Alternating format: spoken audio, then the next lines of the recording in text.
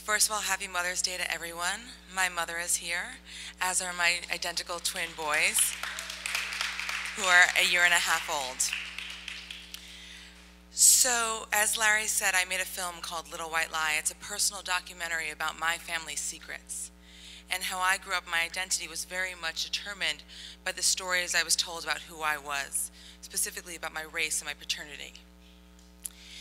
And I realized, and I've been showing this film for almost the last year to communities all around the world, and as part of it we have a project where we are letting other people share their little white lies, because I really believe very strongly in the power of speaking these truths, of taking away the stigma of the things we think we shouldn't talk about ourselves and our stories and the things that families don't talk about.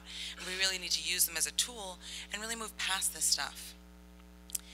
And in doing this, I realized that I actually thought I had kind of had it all figured out, that I had uncovered my little white lie that my parents had passed on to me, and I would never do that to my kids. But I realized that I was starting to create my own little white lie. And so my six-word memoir is 4 heartbeats, my little white lie. My husband and I got together when we were both 33. We got married at 34, and we started trying to have kids at 35 on our belated honeymoon. And I thought it was perfect, right? Like people say at 35, you know, is when fertility problems come up. So I was going to come in just ahead of the game.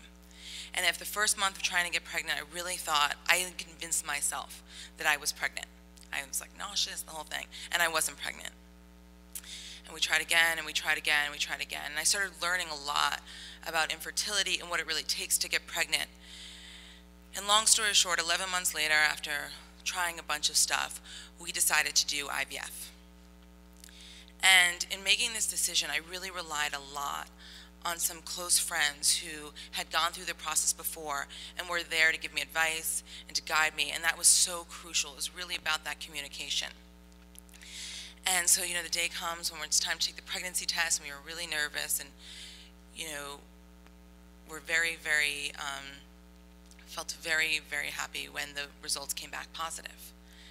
And the doctors pretty quickly said to, the nurses said to me pretty quickly, you know, there's a chance you're going to be pregnant with twins because your hormone levels are quite high.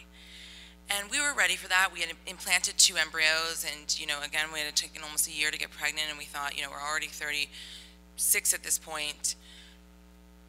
Twins wouldn't be the worst thing in the world.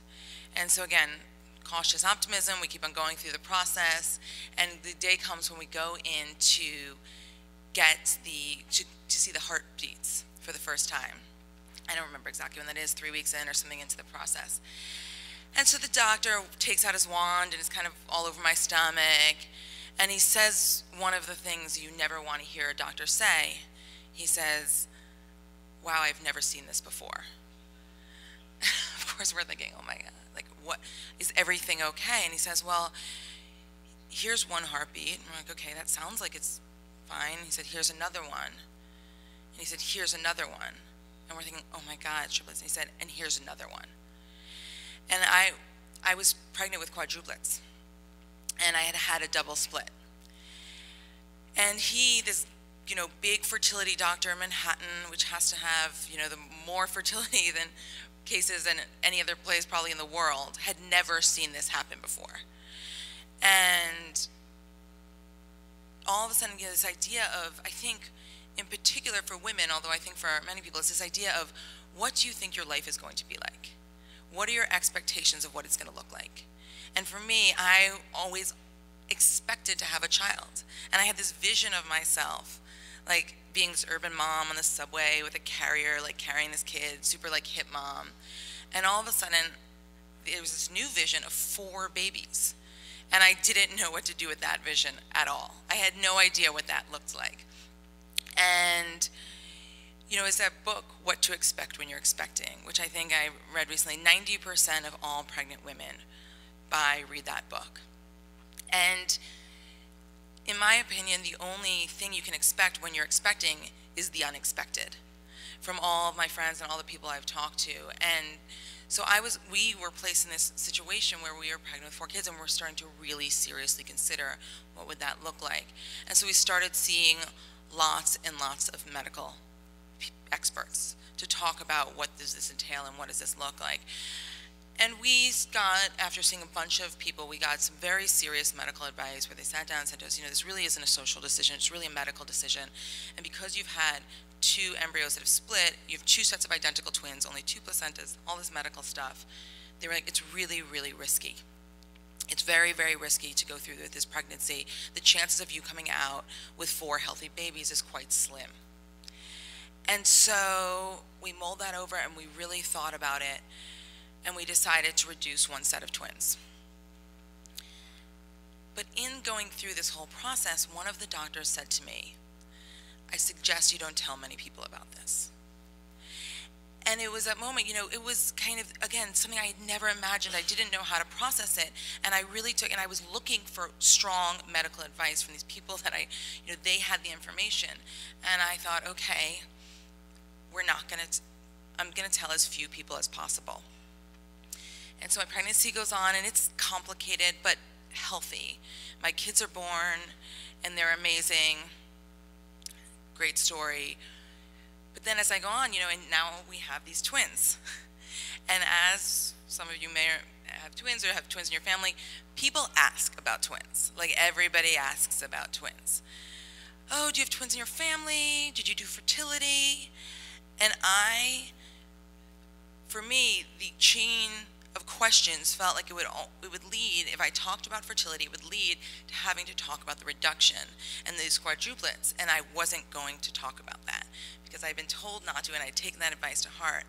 And so I would say, somebody said, did you do fertility? I said, well, I wouldn't necessarily say no, but I say, well, identical twins are a spontaneous reaction, like the egg splits, it can happen to anyone, it's not hereditary, which is all true, but I wouldn't own up to doing fertility.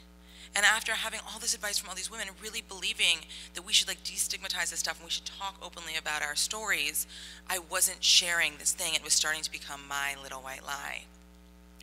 And recently, I just moved to a new town, and I was talking to a woman, and she said to me, did you do fertility? Did you do fertility? And I said, oh, no, it's a spontaneous reaction. And she said, oh, because I'm about to go through fertility. And I really, I was wondering if you had done it, and you could share your experience. And I realized in that moment that I wasn't ashamed of having done fertility. I wasn't ashamed of the reduction, but I was ashamed in that moment I wasn't there to help this woman, to kind of demystify all these things that we think we should expect and really create a new narrative. And so I told her, and I told the story, and I decided to tell the story here today because I really feel strongly that this is my story about having children. But more than that even, was I trying to protect my children by not telling them? Because really, this is the story of them being born. And the decisions we made were decisions we made because, I'm gonna cry, because we wanted them, and because we loved them, and because we wanted them to be healthy. And so I want to be proud to tell them that story. So thank you.